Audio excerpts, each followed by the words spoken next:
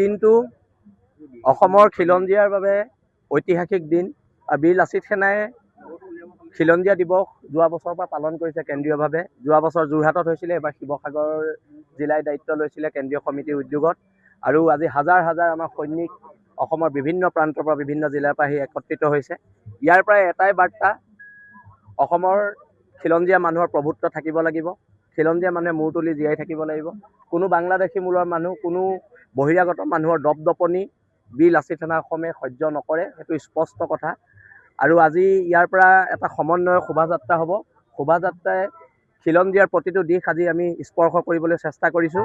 আৰু অনাগত দিনত যিখন সংগ্ৰামৰ আমি পৃষ্ঠপোষকতা কৰোঁ, সেই সংগ্ৰামখন দীঘলীয়া হ'ব আৰু সংগ্ৰামখন তীব্ৰতৰ হ'ব। আৰু কথা বতৰাবিলাক স্পষ্টকৈ আমি অসমৰ জনগণক কৈ দিছোঁ।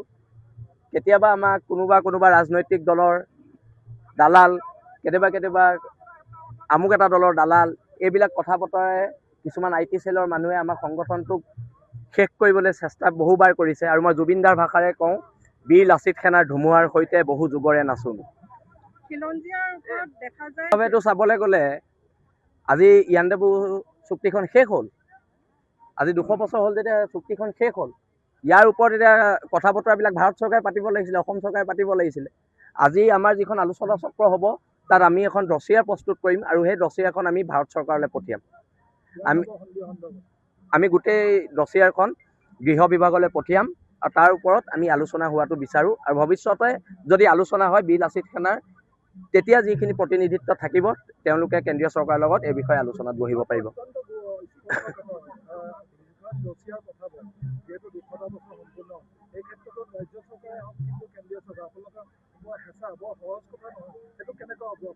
কথাটো হৈছে কি, সহজ নহয় কাৰণেতো আমি যুঁজিছোঁ।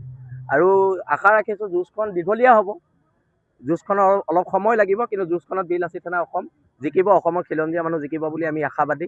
আৰু ইয়াৰ পৰাই প্ৰত্যেক অনা অসমীয়া শ্ৰেণী বাংলাদেশী মূলৰ মানুহখিনিক আমি এটা সকিয়নি দিছোঁ, তোমালোকে অসমত গুণ্ডামী ভণ্ডামী দাদাগিৰি বীৰ লাচিত সেনা অসম থকালৈকে কৰিব নোৱাৰিবা। এতিয়ালৈকে আটাইতকৈ বেছি জেলত যোৱা যদি কোনোবা সংগঠনৰ সৈনিক আছে, সেই সংগঠনটোৰ নাম হৈছে বীৰ লাচিত সেনা অসম।